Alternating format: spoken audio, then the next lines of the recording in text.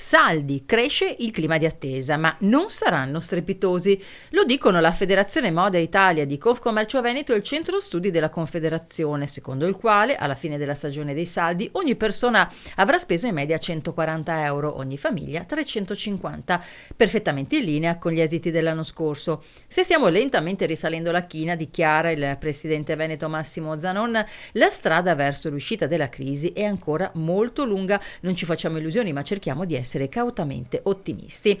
Anche a Verona i negozianti sono pronti, anche se non confidano di risollevare una stagione che non è certo andata bene, complice anche delle condizioni meteo che hanno regalato giornate che di invernale avevano ben poco, eccezion fatta per le ultime rigidissime giornate con temperature al di sotto dello zero.